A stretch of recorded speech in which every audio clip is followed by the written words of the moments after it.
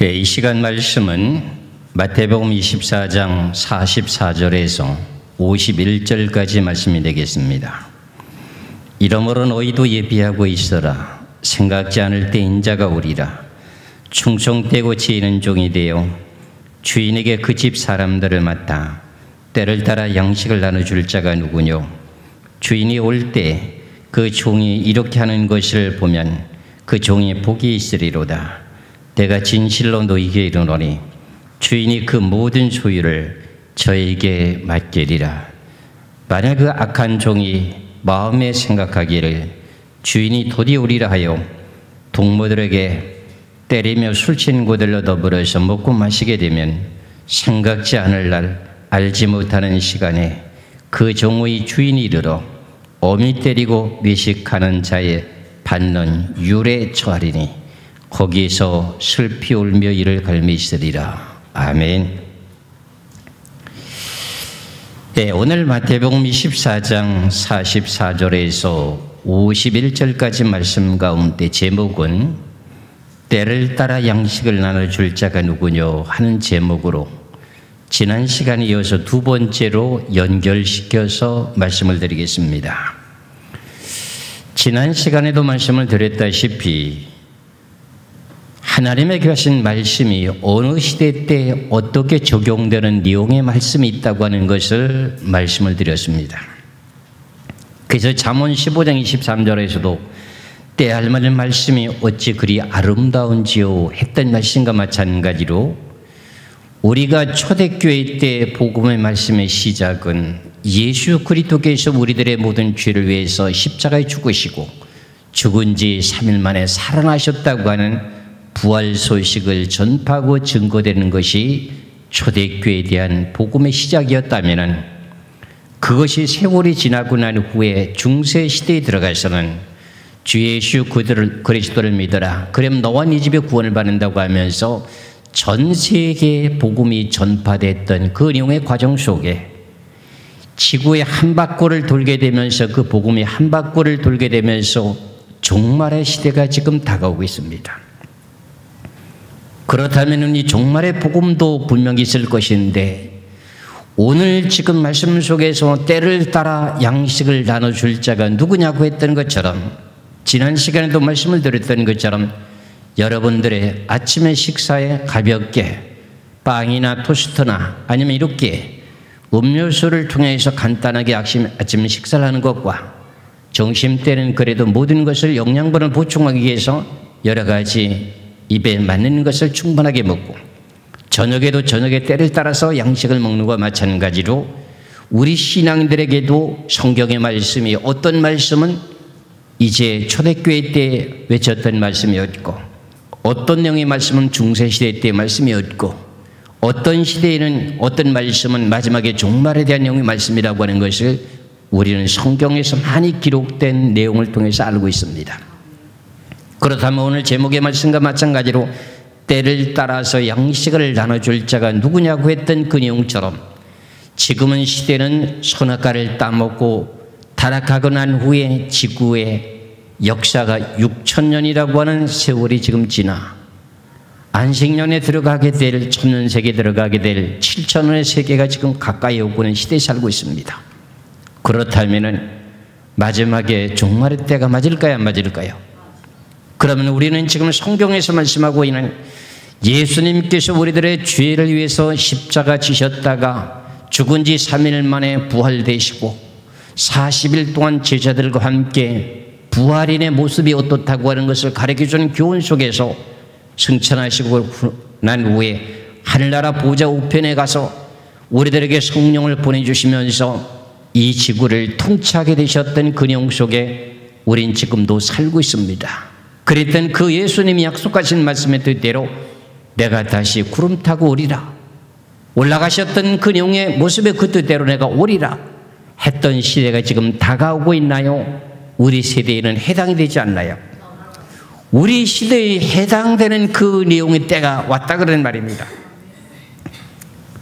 그래서 주 예수의 어서 오시옵소서 하고 우리가 영접하고 맞이해야 될 내용의 말씀들이 있을 거 아닙니까? 우리가 잘 알고 있는 마태복음에 임금이 잔치를 베풀었는데, 혼인잔치를 베풀었는데 많은 사람들이 모이지 않게 됨으로 말미암아서 길거리 나가서 여러 사람들을 다 끌고 왔습니다. 그랬더니 임금이 와서 하는 말이, 저 사람은 왜 이렇게 결혼식에 참석을 하라고 했는데 예복도 안 입고 안 했냐고 저에게 질문하니까 뭐라고 말합니까? 유구모닉을 아무 할 말이 없다는 겁니다.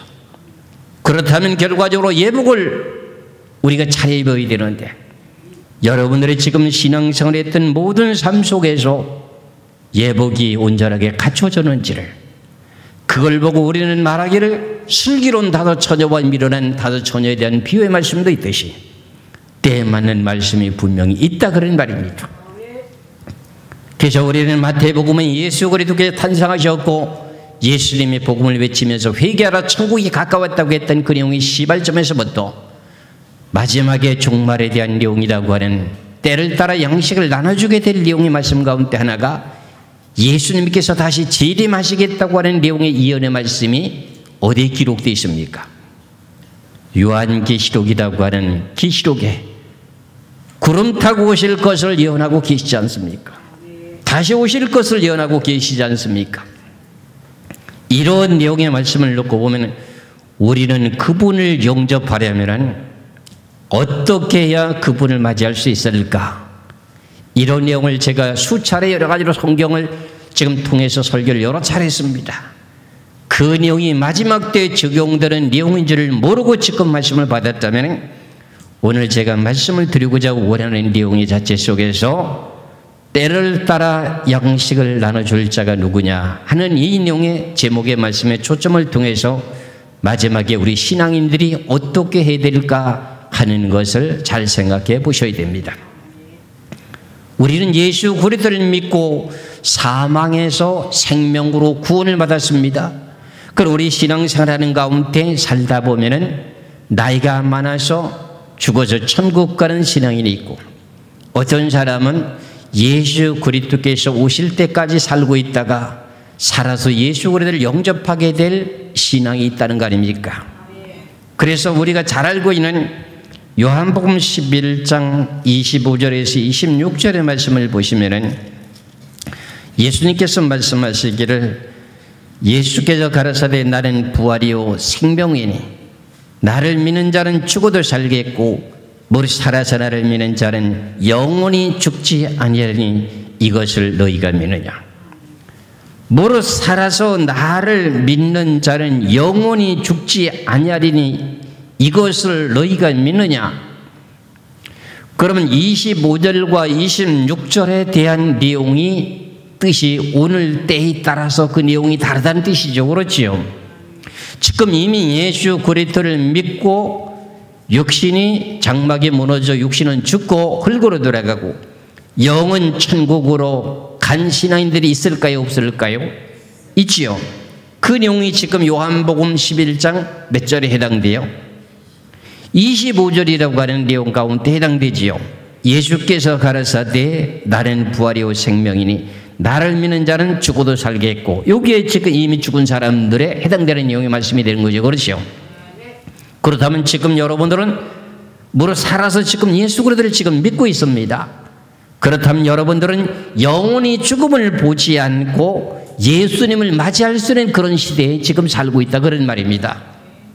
그렇다면 우리가 무릇 살아서 영원토록 죽음을 보지 않고 예수 그리스도를 영접해야 될 신앙인들이 어떤 신앙의 모습을 갖춰야 될까 하는 내용이 때를 따라서 양식을 나눠주게 되는 내용 중에 하나입니다.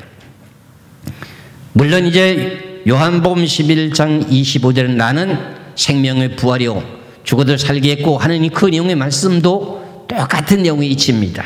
무릇 살아서 나를 믿는 사람도 영원히 죽지 않으리니 하는 내용과 똑같은 내용으로 예수를 믿고 이루어지는 사건입니다. 그렇다면 우리는 예수 그리스도를 믿고 구원을 받았습니다. 신앙생활하는 가운데 지었던 죄를 가지고 무릇 살아서 예수 그리스도를 영접할 수 있을까요? 없을까요? 죄를 가지고는 예수님을 영접할 수가 없습니다. 죄를 가지고는 우리가 신앙생활하다 죽어서 천국 갈 수도 없을 뿐만 아니라 죄를 가지고는 천국에 누구든지 갈 수가 없고 변화가 이루어지지가 않습니다. 이런 내용을 저희 교회가 유별나게 말씀을 많이 증거하는데, 이런 말씀을 듣는 사람들은 깜짝 놀랄 정도로 우리가 죄가 없어야 천국 간다고 하는 말을 들어본 일이 없을 정도에 대한 내용의 설교를 많이 듣지 못했기 때문에, 어떻게 누구나 죄를 다 가지고 있을 수밖에 있나? 다들 한다는 소리가, 우리가 그냥 이렇게 신앙생활 하다 보면 죽으면 천국 가는 거지, 무슨 죄가 하나도 없어야 가느냐 못 가느냐, 이게 무슨 말이냐, 도저히 이해가 안 가는 소리를 한다고 이렇게 의문을 가지게 될 수 있습니다. 그런데 불명코 여러 차례 말씀을 드리다시피 우리가 예수 그리스도를 영접한다든지 죽어서 천국을 간다든지 죄를 갖고는 천국에 갈 수 없다고 하는 그 논리를 여러 차례 말씀을 드렸습니다. 그렇다면 오늘 본문 속에서 예수 그리스도 신랑 되시는 그분을 맞이하려면 신부되는 우리 처녀가 흠과 티가 있으면 시집갈 수 있어요, 없어요? 못 가지요. 그래서 바울 사도도 고린도서에서 말씀하시기를, 내가 신랑 되신 예수님에게 너희들을 어떻게 해요? 전결한 처녀로 중매하노라 그러잖아요. 정결하다고 하는 내용이 흠이 있다는 겁니까? 없다는 겁니까? 없다는 겁니다. 이런 내용의 말씀을 우리는 지나가는 말로 스쳐버렸습니다.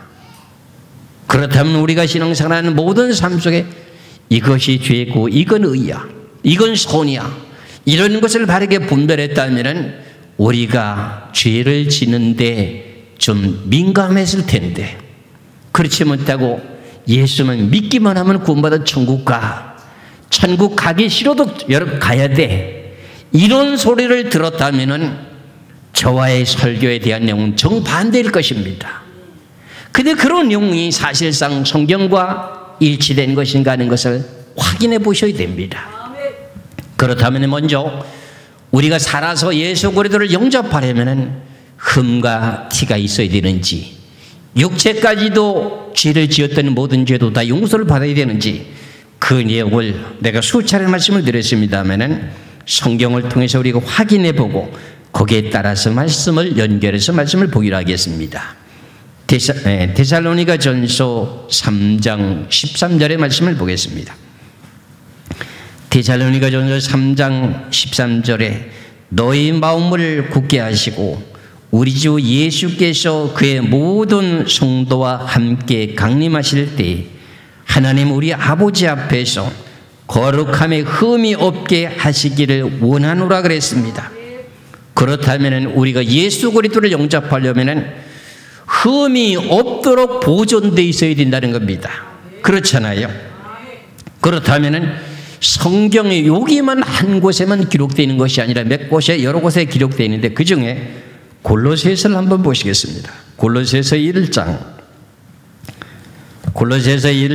21절에서 22절의 말씀을 보겠습니다.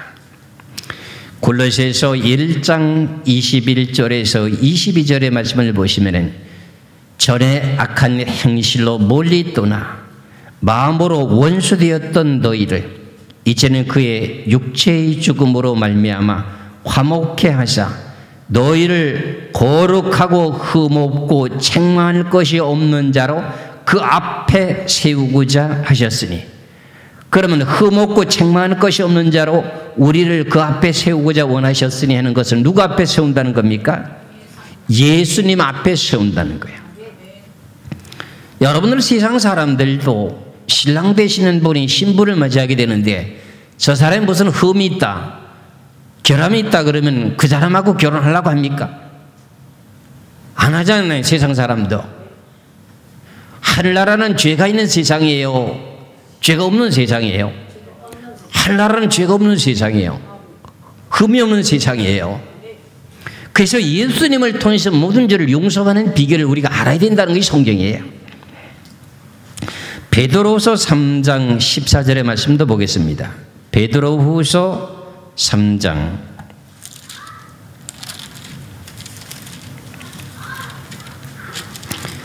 14 14절의 말씀을 보시면은 베드로후서 3장 14절입니다. 그러므로 사랑하는 자들아 너희가 이것을 바라보나니 주 앞에서 점도 없고 흠도 없이 평강 가운데 나타나기를 힘쓰라. 예수님이 나타나실 때 우리 육체가 어떻게 된다는 거죠? 점도 없고 흠도 없이 평강 가운데 나타나기를 여러분들이 원하신다. 힘쓰라는 겁니다.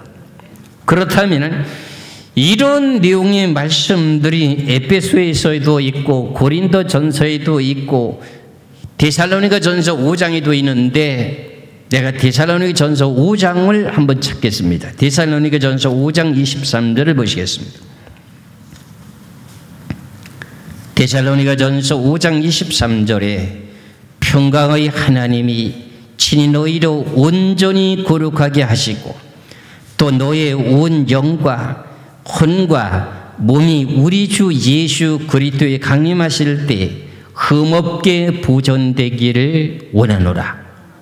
예수님이 강림하실 때에 우리들의 몸이라고 하는 그 몸, 너의 온 영과 혼과 그리고 뭐를요? 몸이라고 하는 육체 아닙니까? 그렇잖아요. 우리 주 예수 그리스도에 강림하실 때 흠없게 보존되기를 원하노라.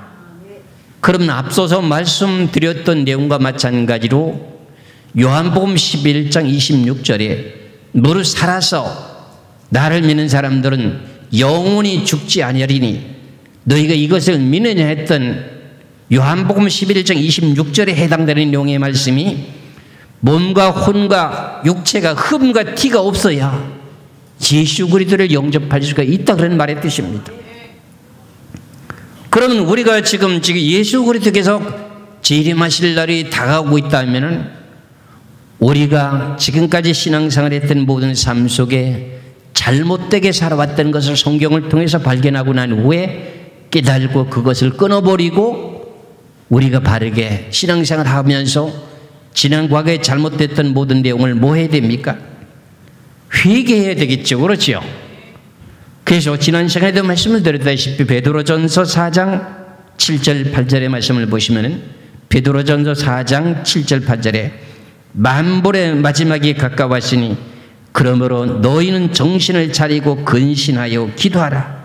무엇보다도 열심으로 서로 사랑할지니 사랑은 허다한 죄를 덮느니라 그랬습니다. 여기서 이 두 절의 말씀 가운데 이 두 절의 말씀이 무슨 뜻을 우리들에게 교훈하신 말씀입니까? 너희들이 지금까지 살아왔던 신앙생활이 좀 방탕했다면 그 모든 것을 절제하고 끊어버리라는 겁니다. 근신이라고 하는 말의 뜻이 뭐라 그랬습니까? 삼가할 근자 삼간 신자라 그랬죠. 잘못되게 살아왔던 모든 삶의 생활을 삼가하고 뭐라고 하는 거죠? 기도하라. 무엇보다도 열심으로 뭐하라? 사랑하라. 그럼 서로 간에 사랑하게 되면 모든 허다한 죄를 덮느니라. 만물이 가까웠으니 이렇게 신앙생활을 해라. 왜? 흠과 티가 조금이 없어 예수 그리스도를 영접할 수 있기 때문에 그렇다. 이 내용 가운데에서도 흠과 티가 없어야 된다는 말이 지금 포함되어 있어야 안 되어 있습니까? 되어 있다 그런 말입니다. 그렇다면 지금까지 신앙생활했던 모든 삶의 생활 속에 우린 예수 그리스도만 믿기만 하면 무조건 교회만 나오면 천국 가는 줄만 알고 있는 신앙이들이 너무너무 많습니다. 이거 좀 하나의 말씀 좀 들으셔야 됩니다. 육체나 영이나 혼이나 이 모든 것들이 흠과 티가 없이 깨끗해야 예수 그리스도를 영접할 수가 있다고 하는 내용 자체를 한번 들어본 일이 없다면 이 말씀을 들으셔야 됩니다. 누구나 동일하게 예수 그리스도를 영접하려면 흠과 티가 조명 없어야 된다고 했으니 그 자리에 들어가려면 지금까지 잘못되게 살아왔던 모든 삶의 생활을 뉘우치고 회개하라는 겁니다. 그리고 남의 허물을 덮어주고 사랑하라는 겁니다. 내가 남을 덮어주고 사랑하게 권신함으로 말미암아서 내 죄가 가려워지기 때문에 그래 만물의 마지막이 가까웠으니 근신하고 기도하라는 거야.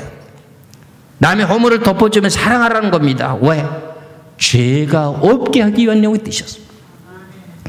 사도 바울이 말씀하신 내용, 내가 신랑 되시는 그 거룩하신 분 앞에 너희들 전결한 처녀로 내가 중매한다 하는 내용이 저도 지금 여러분들이 중매하는 내용 중에 하나입니다. 천국에 가려면 죄를 가지고 못 갑니다. 예수 그리스도를 영접하려면 흠과 티가 점 있어는 못 영접합니다. 영접할 수가 없습니다. 변화가 안 이루어집니다. 마지막 낙포로 물게 될 때 변화가 안 이루어집니다. 그래서 여러 가지 죄목이 있겠습니다만 그 중에 가장 등한히 여기는 내용 중에 육체가 더러워지는 내용을 잠깐 살펴보겠습니다. 우리는 일상생활에 살아가는 동안에 음식을 먹지 않고는 살 수가 없는 것이 우리의 인생입니다. 왜? 우리는 영이 아니고 육체를 갖고 있기 때문에. 그런데 먹는 식물 때문에 육체가 더러워져서 흠이 생긴다면 예수 그리스도를 영접할 수 있을까요? 없을까요? 없다는 겁니다. 근데 우리는 지금 많은 신앙인들이 이걸 등한시 여기고 있습니다. 먹는 음식을. 예를 들어서 내가 지금까지 남을 속이고 남에게 못된 일도 하고 좀 억울한 일도 하고 이래가지고 내가 죄가 쌓이는 건 압니다. 그러고 난 후에 내가 그것을 뉘우치고 회개하기 위해서 3일 동안 금식을 했습니다. 오늘까지 금식하고 난 후에 어떻게 해요? 금식이 끝났으면 다시 세 끼 밥을 먹어야 되지 않습니까? 그렇잖아요.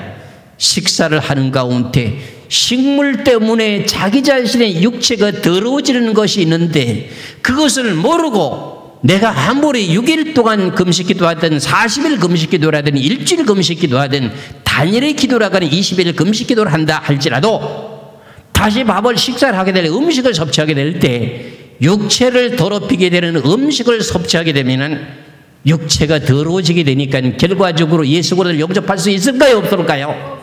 그게 없습니다. 그래서 우리는 사도행전 15장 29절의 말씀을 유의하셔야 됩니다. 사도행전 15장 29절을 보시겠습니다. 우리는 이 말씀을 등한히 여기는 경우가 많이 있는데 사도행전 15장 29절에 보면은 우상의 제물과 피와 목매어 죽인 것과 음행을 멀리할지니라. 이 스스로 상가면 잘 되리라. 평안함을 원하노라 하였더라.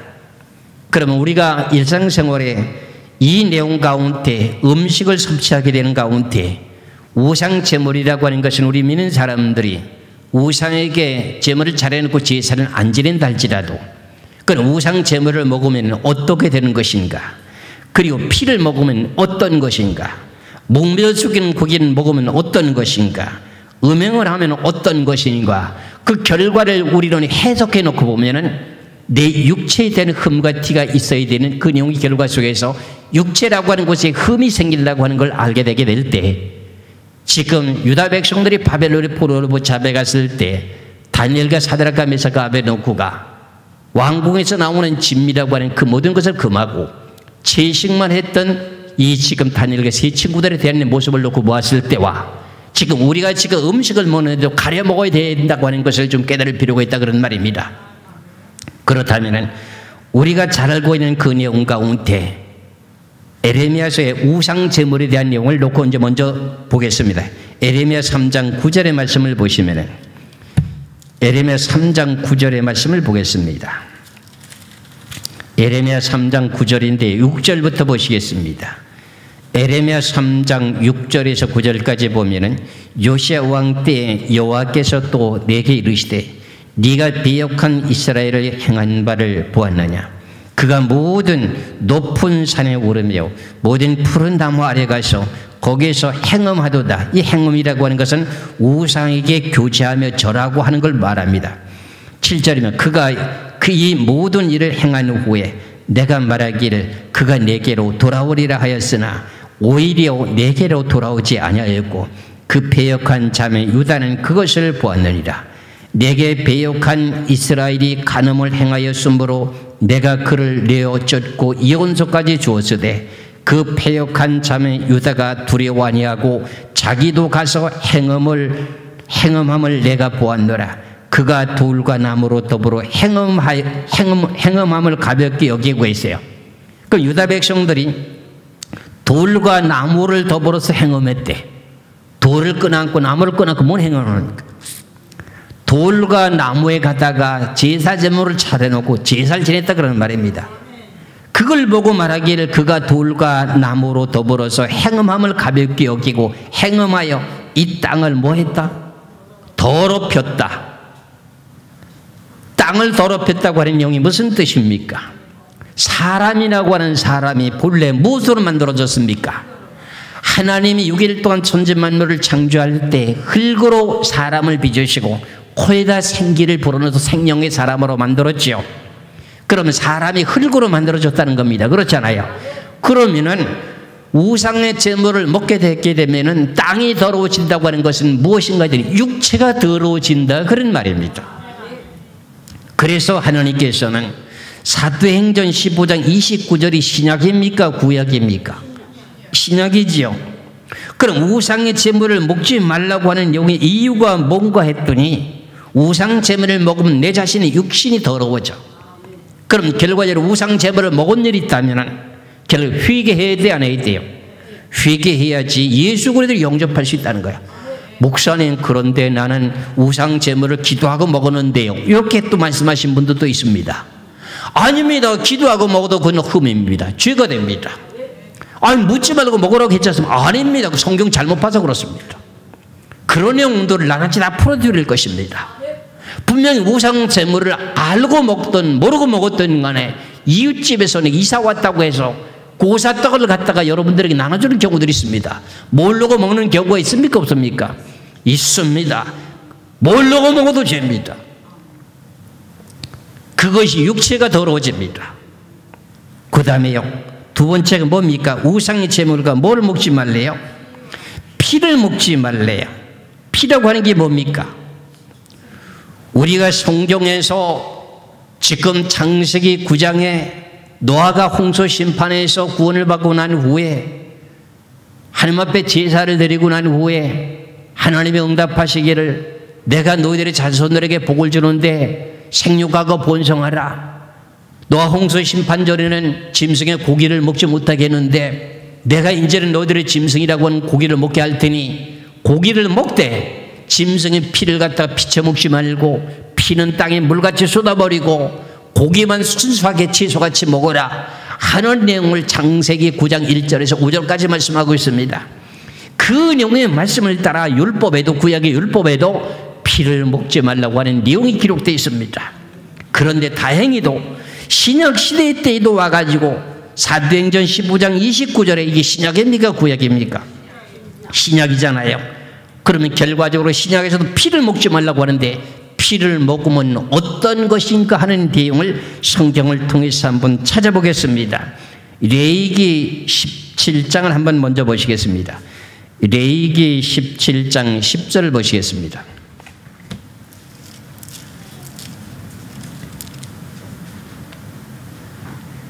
레위기 17장 10절에서 11절의 두 절의 말씀을 보시면 무릇 이스라엘 집 사람들이나 그들 중에 우과는 타국인 중에 어떤 피든지 먹는 자가 있으면 내가 그 피 먹는 사람에게 진노하여 그를 백성 중에서 끄더리니 육체의 생명은 피에 있습니다. 내가 이 피를 너에게 주고 단에 뿌려서 너의 생명을 위하여 속하게 하였나니 생명이 피에 있으므로 피가 죄를 속하느니라 그랬습니다. 그 피라고 하는 것은 먹지 말라고 하는 내용이 뭔가 했더니 그의 피라고 하는 자체가 생명이기 때문에 결과적으로 그걸 단에 뿌려서 너희들의 죄를 용서하기 위해서 피는 절대로 먹지 말라고 하는 이런 내용의 말씀을 지금 하고 있습니다. 그렇잖아요. 그렇다면 피를 먹으면은 범죄한다고 하는, 땅이 더러워진다고 하는 내용의 말씀을 찾아놓고 보면은 여러분들 알 수 있죠. 성경이라고 하는 용어의 원리가 좀 있습니다. 제가 지금 사도행전 15장 29절에 우상의 제물과 피와 목매어 죽인 것, 음행에 대한 내용을 지금 해석을 하는데 왜 구약을 들춰낼까요? 이런 내용의 해답이라고 하는 설명을 해놓은 해답은 구약에 있기 때문에 신약에서는 먹지 말라고만 돼 있고 그 내용을 답을 찾으려면 구약에 가서 찾아야 되기 때문에 신약에 기록해 놓지 않았습니다. 성경의 원리라고 하는 건 다 그렇게 돼 있습니다. 그렇다면 우리가 피라고 하는 영 자체는 결과적으로 무슨 일을 하는가? 육체라고 하는 흙, 땅덩어리를 더럽게 한다는 영 뜻입니다. 그 내용을 갖다 민수기를 한번 보겠습니다. 민수기 35장 한번 보시겠습니다.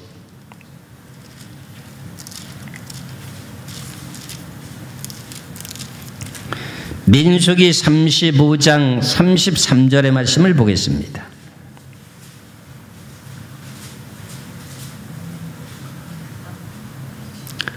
민수기 35장 33절에 너희는 고하는 땅을 더럽히지 말라. 그러면 우리가 살고 있는 땅을 더럽히지 말라는 뜻이잖아요. 그럼 이스라엘 백성들 보고 한 말씀이죠. 그렇지요. 너희는 고하는 땅을 더럽히지 말라. 피는 뭐한다? 땅을 더럽힌다. 그럼 여러분들이 피를 갖다가 음식이라고 하는 음식을 만들어 먹었다면 여러분들 음식을 섭취하게 된 그 내용은 누가 섭취했습니까? 마음이 섭취했습니까? 여러분들 육신이 섭취했습니까? 육체라고 하는 내용이 땅이라고 하는 것이 먹었거든요. 그럼 결과적으로 피를 먹게 되면 땅이 뭐 한다는 거지요? 더러워진다는 겁니다. 그럼 앞서서 제가 말씀드린 내용과 마찬가지로 데살로니가 전서 5장 23절에 예수 그리스도를 영접하려면 흠과 티가 점이 없어야 되는데 결과적으로 육체도 흠과 티가 없어야 된다 그랬잖아요. 영과 혼과 몸이 흠과 티가 없어야 된다 그랬지 않습니까? 그렇잖아요.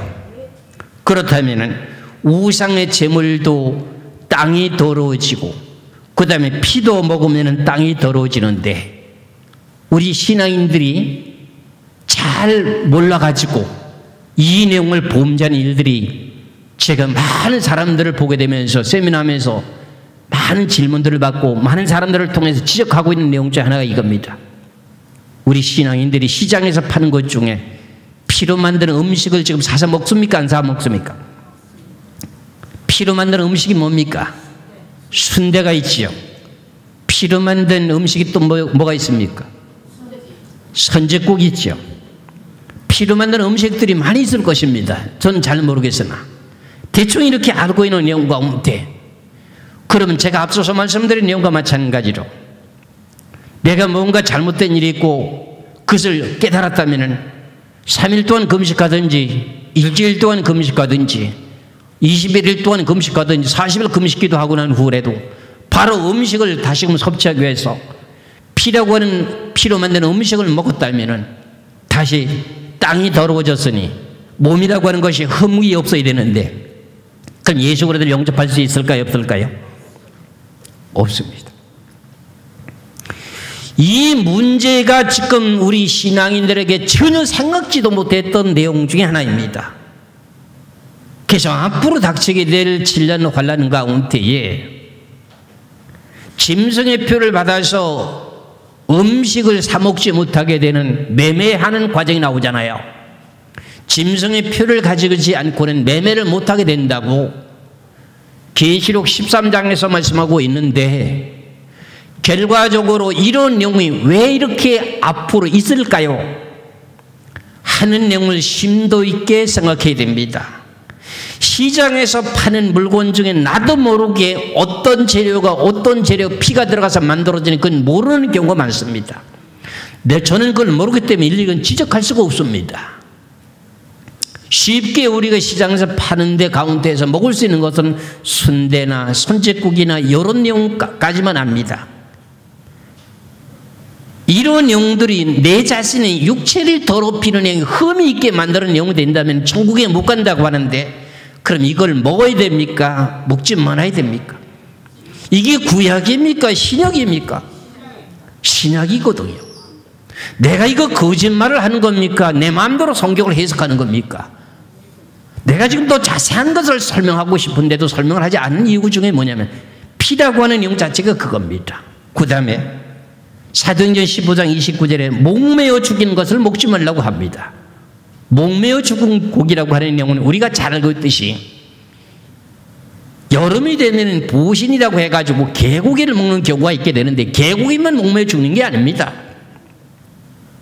성경에서 목매어 죽인 고기를 먹지 말라고 하는 그 내용 자체는 뭐냐면은 피하고 고기하고 같이 먹기 때문에 결과적으로는 피를 먹지 못하게 하는 이유 때문에 그렇습니다. 이스라엘 백성들은 어떤 짐승을 잡아먹을 때 살아있는 짐승을 잡아서 목을 탁 치고 난 후에 피를 다 빼고 먹는 것이 이스라엘 백성들의 법입니다. 그 내용의 법도 우리들에게 지금 사도행전 15장 29절에 지금 적용하고 있습니다. 그렇다면 우리는 성경을 통해서 피채 먹는 고기를 먹을 수가 있을까요? 없을까요? 그래, 우리는 지금 많은 식당에서 요리를 하는 음식을 사서 먹는 외식을 하는 경우가 많습니다. 우리는 이런 것을 좀 생각해 놓고 보면서 피가 많이 들어간 고기를 우리가 가서 일부러 섭취하려고 애를 쓸 필요 없다 그런 말입니다. 삼가해야 된다 그런 말입니다. 저는 아주 간단하게 단독직입적으로 좀 가혹하게 말씀드린다면 7년 환란 가운데 여러분들 고기 먹지 마세요. 고기를 만나는 식물을 먹지 마세요. 다시 뭘 하면 좋겠습니까? 채식을 하나님이 원하십니다. 그러면 여러분들 육체에 대한 내용을 더럽히는 일이 없을 거 아닙니까? 그렇잖아요? 이해가 좀 가시나요? 안 가시나요? 이것 때문에 내가 때를 따라 양식을 나눠줄 자가 누구냐고 하는 내용을 2차 지금 말씀드리는 겁니다. 이해가 가시죠? 오늘까지 죄를 회개하고 제가 중국에 가서 선교하고 할 때 이런 예가 있었습니다. 선교사가 중국에 가서 오랫동안 이제 있는 동안에 뭔가 본인도 잘못된 이유, 사람인지를 실수할 수 있지 않습니까? 금식을 3일 동안 금식을 하고 난 후에 보식을 하겠다고 본인이 3일 동안 굶었으니까 몸이 쇠약해졌으니 보식하겠다고 뭐를 사가지고 줄 아세요? 개고기를 사가지고 와가지고 그걸 같이 먹겠다고 성도들에게 펼쳐놨습니다. 금식 기도했던 그분이. 그러니까 그 내용을 알게 된 성도들은 우리는 그런 거 안 먹습니다. 이렇게 말하니까 선교사가 하는 말이 왜 안 먹느냐? 그러는 겁니다. 우리는 사도행전 15장 29절의 말씀에 적용돼서 우리는 피로 만든 음식 안 먹습니다.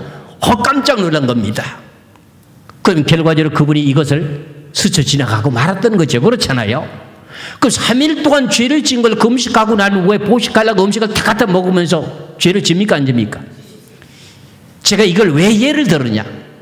내가 3일 동안 금식하든 20일 동안 40일 동안 금식했다 할지라도 보식을 하려면 음식을 섭취해야 되는데 피는 고기를 먹게 되면 육체를 더럽히니 아무리 금식한들 뭐 하느냐 그런 말입니다.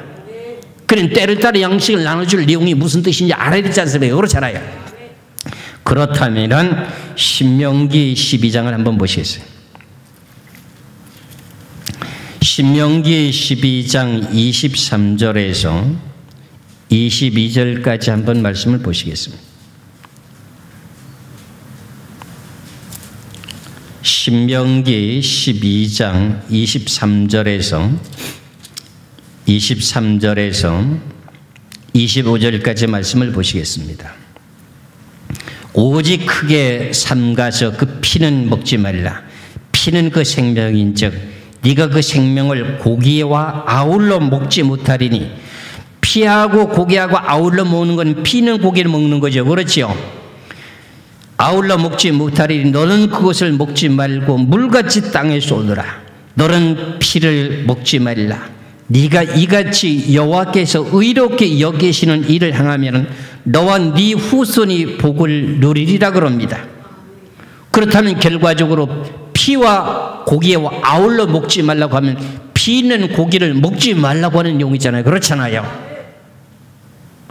그래서 어떤 식당에는 돼지갈비를 갖다가 수입해가지고 물에다가 불고 가지고 찬물에다가 피를 다 빼고 난 후에 어떻게 해서 음식을 만든다 하는 그런 내용들이 저기 뉴스에 보고 난 후에 저런 거는 좀 사 먹어도 괜찮겠구나. 저는 이렇게 생각한 적이 있습니다.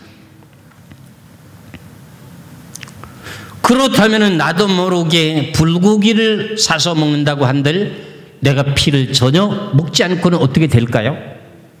피가 섞여 있는 것이 있을 수가 있거든요. 그렇잖아요. 그래서 짐승을 잡아보면은요, 목을 살아있는 채 목을 탁 치고 난 후에 피가 다 빠져들어, 깍꿀집에 해놓고 피가 다 빠져들어 결과적으로 나비도이 됩니다. 그러고 난 후에는 고기가 하얗습니다. 피가 다 빠지고 나면 고기 하얘요. 근데 그렇지 못하고 피를 다 빼지 못하는 고기는 그냥 대충 이 피가 많이 흘러나오는 건 빼고 난 후에 해부라고 고기를 어떻게 등분을 나눴다면 결과적으로 그 고기가 빨갛습니다. 그리고 개고기라고 하는 개고기 목매어 죽인 거잖아요. 그렇잖아요. 그냥 목매어 죽인 고기는 목사님이 요즘은 목매어 죽이지 않습니다. 전기 충격기를 죽입니다. 그래, 충격기를 죽인다 하더라도 피를 빼고 먹는다면 문제가 되지 않는다. 목을 메어 죽였다 할지라도 피를 뺄 수만 있다면 피를 빼고 먹는다면 문제가 되지 않는다. 문제는 피에 대한 걸 논하는 거지, 전기 충격기를 잡았든지 목매어 죽인 거든지. 성경에서는 목매어 죽인 고기가 나왔기 때문에 목매어 죽인 고기라고 하는 내용은 죽고 난 후에 금방 그 짐승을 발견할 수 있습니까? 목매어 죽인 고기 산에다가 옥루를 넣는다든가 올무를 놔가지고 죽이는 경우를 말하지 않습니까? 그러면 옥매에 걸려서 그러면 죽은 거를 한참 동안 있다가 5분이고 10분이고 1시간이 지나고 난 후에 가서 발견하게 되면 그 시체가 싸늘합니까? 따뜻합니까? 피가 굳어서 몸에서 빠져나오지 않습니다. 그래서 목매어 죽인 고기는 먹지 말라는 겁니다. 그런데 개고기를 잡아놓고 보면은 개고기를 전기충격기로 잡고 난 후에 그 다음에 무슨 일을 합니까? 작업 순서가 목을 따고 배를 해부하고 이렇게 시작합니까? 아닙니다. 두 번째 순서는 뭐냐? 불을 가지고 털을 거슬립니다. 털을 다 거슬리고 난 후에 태우고 난 후에 그 다음에 해부합니다. 그럼 그 기간 동안에 시간이 많이 흐르잖아요. 그렇잖아요. 그래서 개고기를 잡고 보면은 개고기는 비계가 없습니다. 그 살이 또 다른 고기보다, 다른 짐승의 고기보다 물렁물렁 스펀지처럼 흡수를 잘합니다. 개고기 잡아놓은 거 가서 보는데 개고기 하얀 개고기 있습니까? 전부 다 빨갛지요. 피가 그냥 출줄 흐르죠. 그러니까 그 고기가 맛있다고 하는 겁니다. 그러니까 목매어 죽인 고기 먹지 말라고 하는 개고기를 논하는 건 아닙니다. 근데 개고기를 많이 잡수기 때문에 하는데, 잡수다고 하는데 그게 말이 안 돼. 먹는다고 해도 돼, 이건. 결과적으로 그게 좋다고 먹는 겁니다. 보신 때문에. 근데 성경에서 그걸 먹지 말라는 겁니다. 그걸 먹어야 되기는 피와 아울러 같이 먹으면 뭐라 그랬습니까? 앞서서 민수기 35장 33절에 뭐라 그랬습니까? 땅이 더러워진다 그랬지요. 그럼 에스겔서에 보면은 에스겔서 33장 한번 보시겠어요?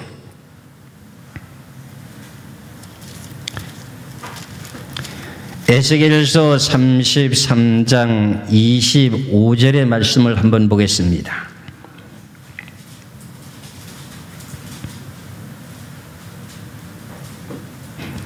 에스겔 33장 25절에 그러므로 너는 그들에게 이르기를 주 여호와의 말씀에 너희가 피 있는 고기를 먹으며 너희 우상들에게 눈을 들며 피를 흘리니 그 땅이 너희 기업이 될까 보냐. 그러면 피 있는 고기를 먹는다고 하는 거, 피와 고기와 아울러 먹는 거랑 똑같은 말이기 때문에 똑같은 말인데 좀 다른 용어로 한번 찾아본 겁니다. 그러면 오늘 사도행전 15장 29절에 우상의 제물과 피와 목매어 죽인 것, 그럼 땅이 더러워지니까 우리 신앙인들이 예수 그리스도를 믿고 지난 과거에 피는 고기도 먹고 목매 죽인 고기도 먹고 우상제물을 먹어서 땅이 더러워졌는데 예수를 믿게 되므로 모든 죄가 다 깨끗하게 됐습니다. 그렇잖아요. 그럼 무슨 사업을 해도 잘 됩니다. 그렇잖아요. 그런데 신앙생활 하면서 왜 신앙생활의 연조가 10년, 20년 지나갈수록 무슨 예수 그리스도의 이름으로 사업을 해도 왜 잘 안 될까요? 사도행전 15장을 지키지 못해 그렇습니다. 보시겠습니다. 사도행전 15장 29절 보겠습니다. 우상의 제물과 피와 목매어 죽이는 것과 음행을 멀리 할지니라. 스스로 삼가면 잘 되리라. 이것을 삼가하면 뭐 한대요? 잘 된다. 그럼 이걸 삼가지 못했으면 반대로 뭐 한다? 잘 안 된다 소리입니다. 그럼 음행이라고 하는 내용 자체는 또 뭡니까? 음행은 고린도전서 6장 18절의 말씀을 볼까요? 고린도전서 6장 18절의 말씀을 보겠습니다. 고린도전서 6장 18절에 음행을 피하라. 사람이 범하는 죄마다 몸 밖에 있거니와 음행하는 자는 자기 몸에 죄를 범하느니라 그랬습니다. 음행을 하게 되는 것도 뭐에게 죄를 범한대요? 몸에게. 그걸 보고 다른 말로 말하면 육체에, 땅에게. 그래서 사도행전 15장 29절에 우상제물이라고 하는 것도 땅을 더럽히는 거고, 그 다음에 피를 먹어도 땅이 더럽혀지는 거고, 목매어 죽인 고기를 먹어도 땅이 더럽혀지는 거고, 음행을 해도 땅이 더럽혀지는 거고. 그래서 사업하는 사람들이 땅을 더럽히면은 사업이 잘 돼요, 안 돼요? 안 돼요. 안 됩니다. 그래서 제가 앞서서 말씀드리기를 때를 따라 양식을 나눠줄 자가 누구냐고 했지요. 그렇죠? 그럼 우리는 예수도 고린도교회 재림하실 날이 가까운데 육체라고 하는 내용 자체가 음식을 섭취하는 가운데 이런 걸 섭취해버려가지고 흠을 만들게 되면은 예수 그리스도를 영접할 수 있어요, 없어요? 없다는 겁니다. 데살로니가 전서 5장 23절 다시 돌아갑니다. 데살로니가 전서 5장 23절입니다. 데살로니가 전서 5장 23절에 평강의 하나님이 친히 너희로 온전히 거룩하게 하시고 또 너의 온 영과 혼과 몸이 우리 주 예수 그리스도 강림하실 때 흠없게 보존되기를 원하노라 그랬습니다. 그러면 혼과 영과 몸이라고 하는 육체라고 하는 땅이 더럽혀지는데 뭘로 더럽혀요? 남에게 죄를 지지 않아도 나도 모르게 음식을 잘못 섭취해가지고도 땅을 더럽히는 일을 하게 되니 이거 성경을 알아야 될까요? 몰라야 될까요? 그럼 지금까지 모르고 먹었다면은 베드로전서에서 4장에서 말씀드렸던 말씀처럼 근신하라 그랬으니까 삼가할 근자 삼가할 신자니까 삼가해라 그런 말입니다. 이해가 갑니까? 안 갑니까? 그 때를 따라서 양식을 나눠줘야 되는 내용 자체의 의미가 무엇인지 아시겠죠? 그럼 우리는 신앙인들에게 지금 질문하다 보면 제가 이런 말을 하다 보면은 죄를 가지고 천국 못 가. 그럼 자네들이 그럼 당신들은 어떻게 하면 천국 가는 줄 알고 있었어? 이렇게 질문하게 돼요. 그냥 우리는 그냥 예수 그리스도를 믿고 구원받았으니 지난 과거에 예수를 알지 못했을 때 죄는 다 용서받았고 신앙생활 하는 가운데 죄를 진 거는 예수 믿다 보면은 그냥 죽어서 천국 가는 줄만 알고 있었습니다. 이렇게 말하는 분이 대부분입니다. 신앙생활 하다 보면 그냥 죽고 육신이 나이가 들어 죽든지 병이 들어 죽든지 이러다 보면 그냥 죽으면 천국 가는 줄 알고 있대요. 죄를 해결하지 못하고는 천국 못 간다고 하는 내용을 분명히 알고 신앙생활을 해야 됩니다. 그래서 그 내용의 문제 때문에 뭐가 따르는 거예요? 그런 걸 모르고 신앙생활하는 사람들이 뭐가 따라요? 그들에게 질병으로 여러 가지 환난과 고통에 연단을 주는 징계가 들어가죠. 징계가. 그러니까 징계를 통해서 죄가 용서받는데 징계를 받고도 늘 그 짓을 하게 되면 평생 징계를 받다가 천국도 못 가고 가는 거야. 예를 들어서 내가 이런 말은 좀 가혹하지만 좀 해야 되겠습니다. 왜? 유익하기 위해서. 우리가 신앙생활하는 사람들 가운데 사람이라고 하는 내용은 육체를 가진 사람이 온전하지 못하다 그랬잖아요. 그런데 어떤 사람이 갑자기 교통사고로 죽었습니다. 갑자기 죽었습니다. 그렇다면 그 사람이 징계받을 기회가 없이 죽었다면 그 사람 천국 갔을까요? 못 갔을까요? 여러분들이 그건 답변하셔야 돼요. 제가 성경을 가르쳐 드렸어요. 회개할 기회라고 하는 것이 없이 갑작스러운 불의한 사고 속에 금방 죽었습니다. 근데 그분에게도 흠과 티가 있는 게 우리가 분명히 압니다. 그 사람 천국 갔을까요? 못 갔을까요? 했을 때 저희 사이트에 지금 계속 공개되고 있다시피 죄를 갖고는 천국 가지 못한다고 하는 사이트를 보세요. 보시게 되면 결과적으로 흠과 티가 없이 죄를 갖고는 천국 가지 못한다고 하는 내용을 알게 될 경우에 이렇게 해서 신앙생활 하다가 죽었는데 천국 갔다. 그건 아닙니다. 목사님, 그러면 예수님이 십자가에 지실 때 오른쪽 강도 왼쪽 강도가 있는 한쪽 강도는 그냥 바로 거기서 구원받은 천국 가지 않습니까? 이렇게 질문하잖아요. 그래, 내가 잘 알고 있다. 그것도. 그럼 신앙생활은 무조건 하면 천국 가는 거 아닙니까? 이러는 거야. 아니다. 한쪽 강도가 구원받은 것은 그가 육신이 살아있는 동안에 죄를 지었던 모든 죄를 예수님을 통해서 십자가 지고 있는 가운데서 죄를 다 용서받았다.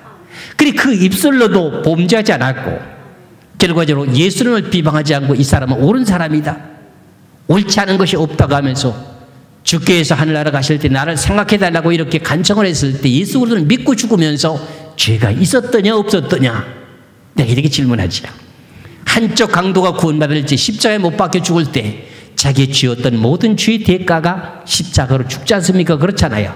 그럼 예수 그리스도를 영접하면서 죄가 있습니까 없습니까? 없지요. 그렇죠. 그럼 십자가에서 내려와서 활동을 해야 죄를 지을 수가 있죠. 그렇죠. 십자가에서 그대로 죽었으니까는 죄가 있이 청구했습니까? 죄가 없이 청구했습니까? 이렇게 하면 그 다음에 뚝 아무 말을 못하는 거예요. 이게 성경이에요. 이게 때를 따라 양식을 나누어줘야 될 내용 중에 하나입니다. 여러분 지금 살아계시는 동안에 내가 무슨 죄를 지었는지도 모른다면 앞서서 말씀드린 내용과 마찬가지로 베드로전서 4장의 말씀처럼 서로 간에 뭘 하라고요? 나도 모르게 죄를 덮고 일어나면 사랑이지, 사랑. 이웃에게 흠담하지 말고 흠이 있더라도 덮어주고 남에게 베풀어주고 나눠주게 될 때 내 자신의 허물과 죄가 용서받는 것이 성격이에요. 그래서 마지막 때에 어떤 일을 해야 되는가 하는 걸 잘 깨달고 오늘 주신 말씀에 대한 내용에 마태복음 24장 44절에서 51절까지 말씀 가운데 제목이 뭐라 그랬습니까? 때를 따라서 양식을 나눠줄 자가 누구냐. 자, 이래가지고요, 저는 이 말씀을 증거하면서 제가 여러분들이 잘 알다시피 계시록을 증거하다 보니까 세미나 하다 보니 왜 앞으로 닥칠 환난 가운데 그 기근시에 음식을 구하지 못하는 그 가운데서도 믿는 성도들에게 먹고 마시는 것을 풍족하게 준다고 시편에서 말씀하신 그 내용의 이유가 뭘까? 그걸 깨닫고 나니 감사했습니다.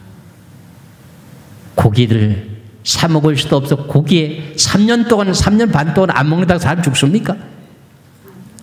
그렇지 않아요? 3년 동안 고기 안 먹는다고 사람 죽습니까? 아니에요. 그래서 왜 3년 반이라고 하는 기간을 정리해 놓고 왜 징계를 하는가 하는 그 내용을 설명을 다 해드렸잖아요. 그렇잖아요. 이래서 우리가 나도 모르게 때를 따라 양식을 나눠줄 자에 대한 이 내용 가운데 음식을 섭취하는 것 때문에 육체가 더러워지는 일은 하지 말아야 된다 그런 말입니다. 이 내용 가운데 또 비밀이 들어있는 것이 뭐냐면은 앞으로 닥치게 될 내용 가운데 물건을 사고 먹어야 되는데 사서 먹어야 될 때 짐승의 표를 받아야만이 물건을 사서 먹을 수 있는 그런 시대가 와야 되는데 그걸 왜 만들어 놨을까 하는 내용 이유도 또 알아야 됩니다.